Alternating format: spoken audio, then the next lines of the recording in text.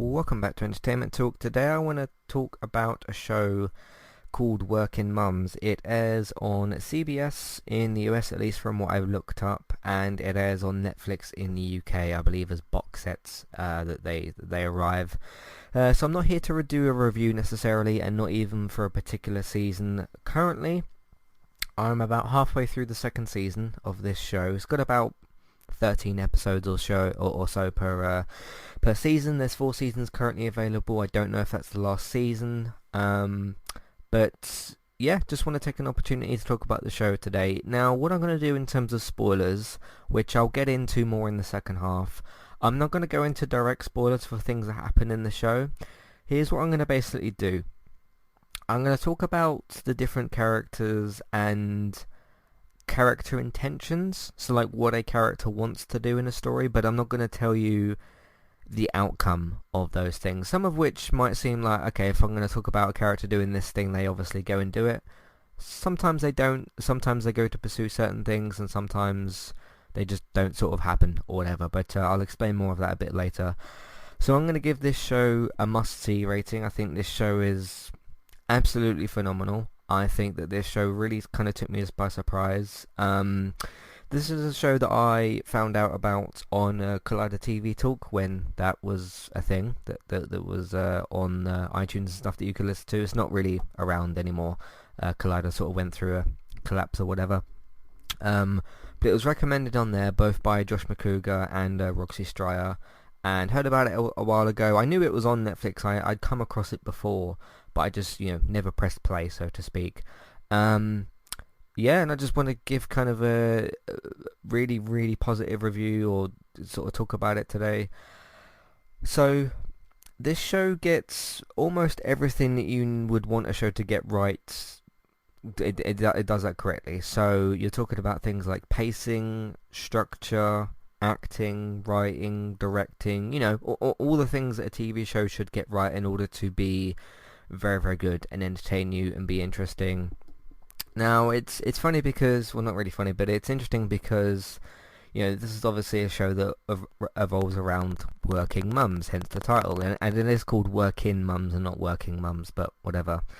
It's interesting watching this as, a 26 going on 27-year-old guy, and I'm watching these, I don't know how old these characters are supposed to be, but late 30s, early 40s, some are a little bit older, some are a little bit younger, etc. And that's one of the really great things about the show as well. It's got your 4 leading characters. I'll just name them. I won't get into what they do at the moment, but I'll just sort of name them. You got Kate, you got Annie, you got Frankie, and you got Jenny. Those are pretty much your 4 leading ladies in the show, and they're all different. They're all friends in certain ways. Some more friends with others than, certain other characters. But again, I'll get into that maybe a little bit later.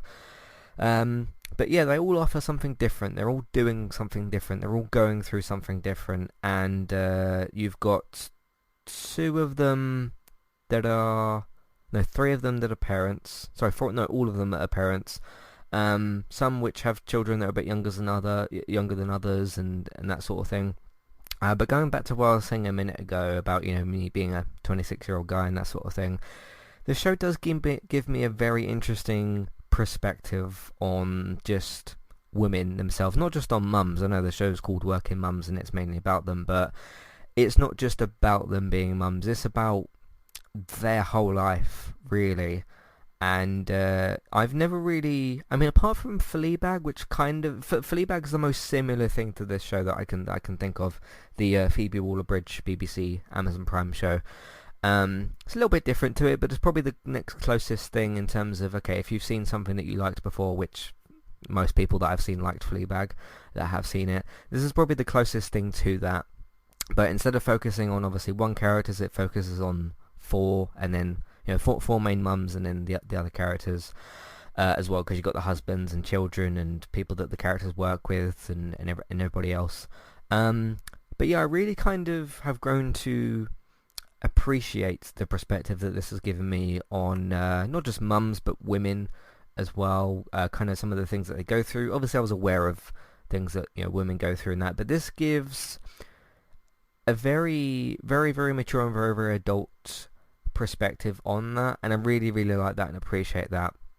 And that's the next kind of thing I want to go to, which is this show wouldn't really work if it didn't go as adult and as mature as it needs to. I really feel like some of the themes that you see in here that the show doesn't hold back on, you shouldn't, because if you kind of, as a person that's seen almost half the actual show, because it's got 4 seasons, I've seen half of 2. Now that I kind of look back on it, if you were to tell those same sorts of stories and you were to sort of make it a bit more of a network TV show, which I know it is a network TV show, it's on CBS, but if you were to make it more of a network TV show and sort of censor it a little bit more, it wouldn't really work the same way. Now, it doesn't need to be, I mean, it kind of does need to be, as mature and as adult as it sort of tries to be, and this show just doesn't hold back, and I think it's great. You've got themes of, obviously, parenthood and friendships, and then you also get into the more mature themes. They do go into, of course, sex. They go into things like masturbation a little bit later on, as well, and it gets into things like, marriage and work life and kids. But it does it in just such an entertaining way. I mean, when you look at sometimes what a mum is, I suppose, it makes it more interesting than what that could be. It sort of, with the work that they do with these characters, it sort of shies away from a bit more of the cliche stuff. It's not sort of like, okay, the mum's at home, got the kid all day, that's pretty much it. Dad comes home, dinner, food, whatever, and then bed, and then wake up, and then next day the same kind of thing. They add a lot more into it as well, and you really kind of see a lot of that, but it's shown on screen in an absolutely fantastic way, and like I said, it goes into marriage, people's sex lives and things like that, and friendships, and also dealing with, like, the personal stuff with these characters, what they're going through, their sort of mental state in the show. It goes to things like their ambitions, and again with some of the more personal stuff with the characters, like what they're each specifically going for. I just feel like you get so much variety, and with every scene that you switch between characters, in a good way, in a really good structured way, because I know that's something I've pointed out recently is structure of different TV shows, which this show is structured fantastically well. You always feel like you're getting something fresh in the next scene, because you're either continuing a little bit with the same character, or you've kind of finished with that character for a minute, you're going to go over to somebody else, and you're going to get something different, and obviously you get something different again when those characters meet up, have conversations, do certain things and whatever, and it kind of continues from there. But yeah, it's just brilliant in really everything that it tries to do, and I highly recommend it. Like I said, it's on Netflix in the UK. I did look up because I didn't know what network it was in the US. I assumed it was a Netflix original show, but then kind of realized it was on CBS. At least that's from what I looked up. I don't really hear about this airing on CBS. That's why I'm a little bit confused. That that's the network that I found it to be airing on. But yeah, I've just heard about this being sort of a Netflix show. I don't know if it's also if this is like a Good Place situation where it also is on Netflix in the US. Maybe that's just mainly where people find it. I don't know. So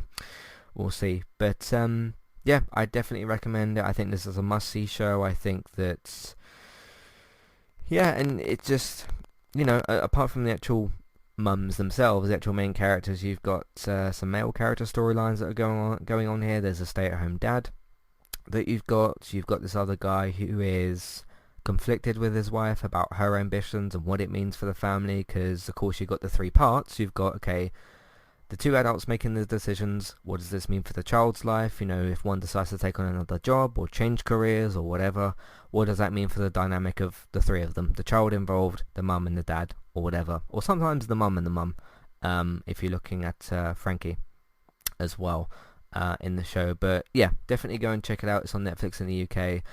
That's pretty much all I say spoiler free. I'm not really going to get into spoilers. Like I said, I'm going to get into what some of the characters do, but not the outcomes of what those are. If you do want to completely stay away from that and go in kind of completely fresh, I know I've talked a little bit about the characters, but if you want to stay away from that completely, and you want to kind of go in fresh and discover it for yourself fresh, then maybe don't listen to the second half. I've pretty much said all the praise sort of stuff that I need to. It's absolutely phenomenal, paced so well. Just instead of me going through and listing, directing, acting, writing, whatever, it just nails all those things, and structure, the flow of how the show goes. It's all just fantastic, and it's great. It's a great little hidden gem, and it's just a shame that more people don't really talk about it necessarily. Because that's the shame of the hidden gem, isn't it? We all find these little obscure, well, not obscure shows, these little shows on Netflix that no one's really heard about. A few people have maybe talked about it, but it's not Stranger Things or BoJack Horseman or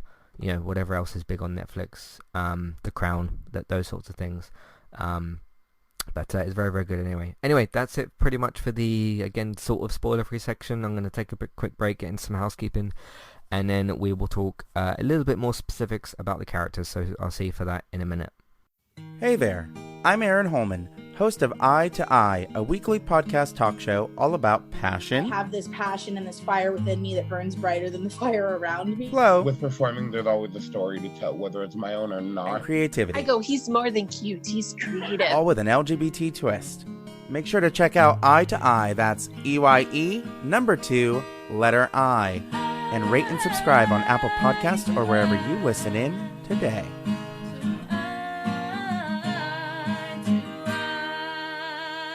I'm Christy. And I'm Jackie. And we are Killer Fun. We explore the intersection of crime and entertainment every other week. For as long as people have been communicating, they have been talking about who did what to whom, and is that socially acceptable? Because the boundaries of society, crime, and entertainment have always gone hand in hand. The more salacious, or weird, the better. From books and movies to television shows and games, we look at how life and art imitate and inform one another. And we can't get together and not laugh. So let's face it, there's going to be laughing. Killer Fun is available anywhere you listen to podcasts, so join us.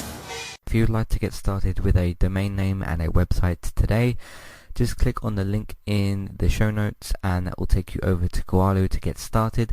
They also have a live support chat system that you can use, which is in the bottom right hand corner. So get started with a new website and domain name today with Koalu. Hey everybody, if you would like to get the ad-free versions of all of our podcasts and support Entertainment Talk along the way, all you need to do is head over to patreon.com/entertainment talk. Sign up either as a creator or as a Patreon. There's no difference there. That's just the option for either becoming a creator now or just staying as a patron for the moment. And then all you need to do is support us at the $1 level tier. That will get you access to all of the ad-free podcasts that we've done in the past, and get you access to all the ad-free podcasts in that month as well. So it's a great way to support us on Entertainment Talk and to get rid of the ads and get your ad-free podcasts. You can also become a patron at the $3 level tier. That gets you access to ad-free podcasts and allows you to redeem a review of a TV show or a film of entirely your choice. That's one per month for either a TV show or a film review, which is at the $3 level tier. As always, thank you very much for listening. Back to the show.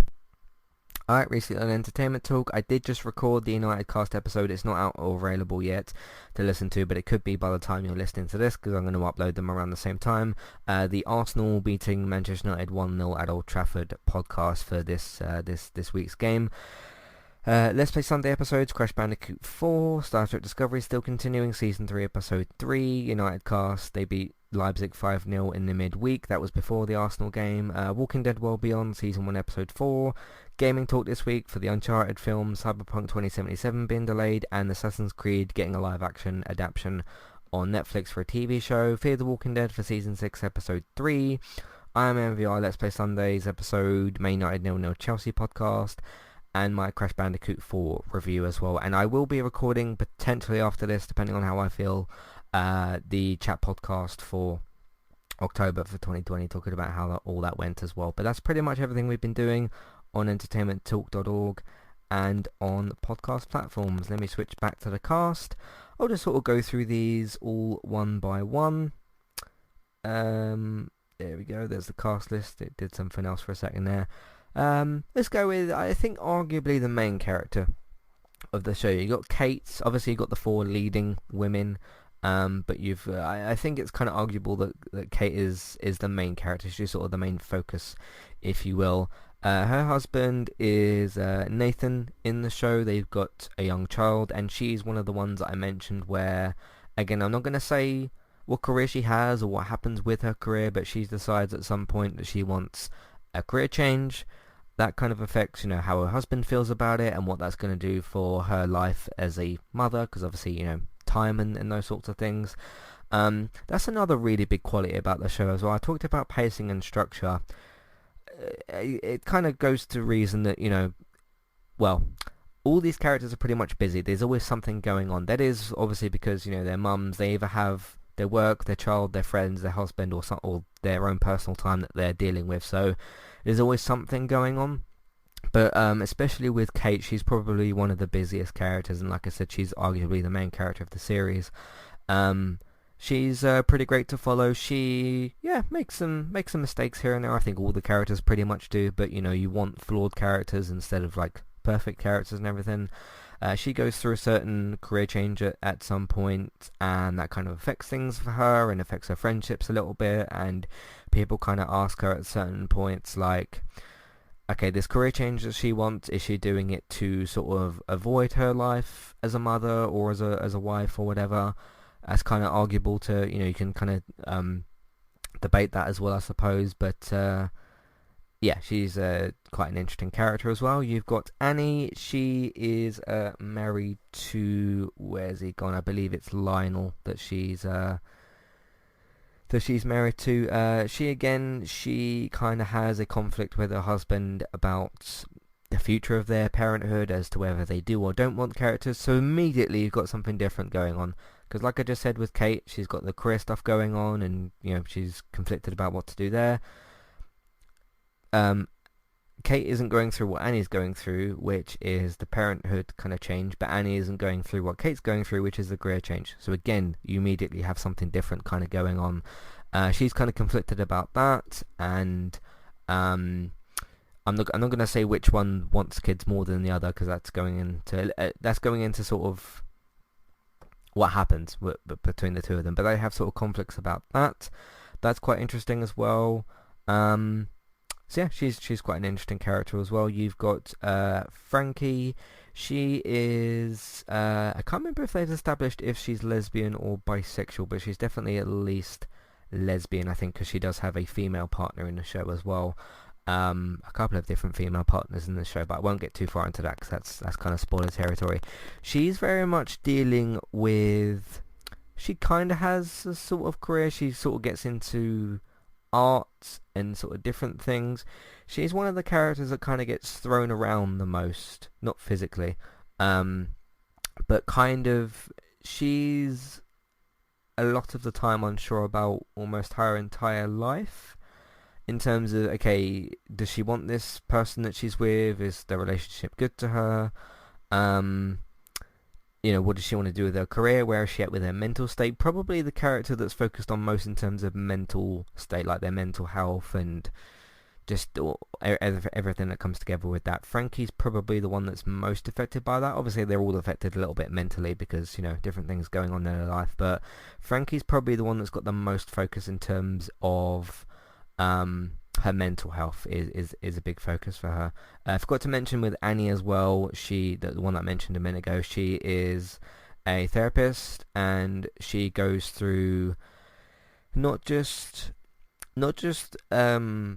troubles with her husband about the future of their parenthood as to whether they do or don't want more kids, but struggles with her own daughter, and then she hires someone to help with that. I'm not going to say how that goes, but that's another interesting arc. And then those two things kind of clash together a little bit, and that's very, very interesting as well. And then the last of the main four leading ladies, we got Jenny. She is, I don't know how young these women are, but she's probably the youngest out of them. I would say the rest of these women are probably late 30s, early 40s. I think Frankie's probably the oldest. Annie and Kate are probably the two middle-aged.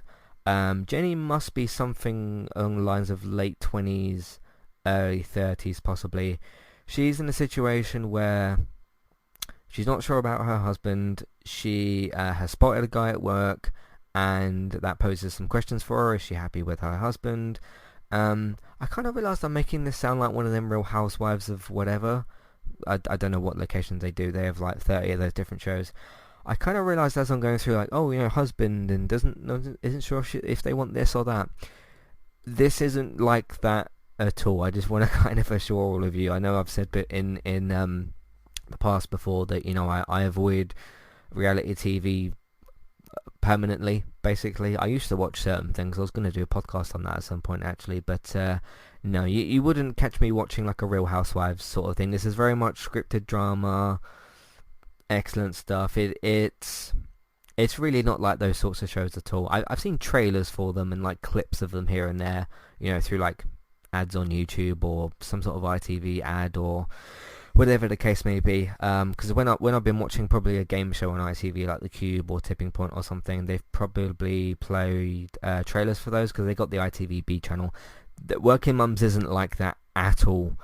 This is way more interesting. But yeah, going back to Jenny, she is kind of... There's no other way to really put it apart from looking for a bit more excitement in her life, and she has to go through a few challenges, and then obviously that affects her husband that she's with. He is... Which one is he? I can't see him in the cast list here. No, I can't find him in the cast list, but yeah, the husband's in there as well, and he kind of... Obviously that affects their relationship and everything. So she's interesting to follow. But yeah, they're all. I wouldn't say that one's really more interesting than the other. All four of the leading ladies have sort of got their own qualities to them and different things going on, and that's kind of one of the things that keeps the show fresh in the first place. So yeah, very, very good stuff. Didn't know if I should get into the other characters. You got some of the husbands and that. They're not really... I wouldn't really say they're a focus of the show, so there isn't too much to get into with them. They kind of got their own things going on a little bit, but there's never a massive amount of focus on the men. Obviously, it is called Working Mums, so it's about the actual mums, the women of the show. But they're there to sort of... I don't want to say guide the women along, because that makes them seem like side characters in a way, and they're not really, because a lot of this stuff, with the parenthood and the seeing if they should be with the husbands and that sort of thing, that does obviously very much involve the men of the show. But it's an interesting one because they're just not really main characters of the show, but I can't really call them side characters either because they're obviously very heavily involved. It's more, you've got that dynamic going on between each of the characters, but the focus on the story and on the character development is much more on the women, basically. So that's pretty much everything I wanted to get into. Just phenomenal show. I can't wait to continue to watch more of it. I've got 2.5 seasons left or so, and I'll have to find out if and when it's going to end or if it's going to keep going and that sort of thing. So yeah, I've really, really enjoyed it. Can't wait to see some more of it. Would highly, highly recommend that you go and watch it. Well-paced, great characters, interesting things between each of them to follow. I'm kind of just glad. I'm glad that the show doesn't hold back because you really are just dealing with some big adult material here, and you'd almost have to end up skipping certain scenes and like doing off-screen implications of what happens with some of these characters. And I'm not talking about like all the sex that happens in the show or whatever. I'm not saying it's like grotesquely adult. It's very appropriate for the level that it goes for, and 99% of the time, it does service either the story or what the characters are going through, because there's usually a reason for always what's happening on screen. So anyway, that's a podcast on Working Mums. I've been very much looking forward to doing this, especially since my football team let me down today, unfortunately. But yeah, happy to come here and talk about this today. And can't wait to see some more of it. But what do you think? Have you even heard of Working Mums? Some of you probably haven't. Are you going to go and check it out per my recommendation? If you don't want to, that is perfectly fine. I'm not telling you what to do. I'm simply recommending you what you could or could not do. I'm recommending this show as well. So have you seen it? Have you even heard of it? What do you think? Do you hate it? Do you think it's terrible? If you do as well, please let me know. I'd be very interested to find out as well, because if you think it's horrible or if you love it, you're not right or wrong, and neither am I, and that's what this discussion is there for as well. You can let me know all those thoughts, feelings, questions, comments and everything else about Working Mums on CBS and Netflix. Matthew and entertainmenttalk.org, Twitter eTalkUK. There's a contact page and information in your show notes as well.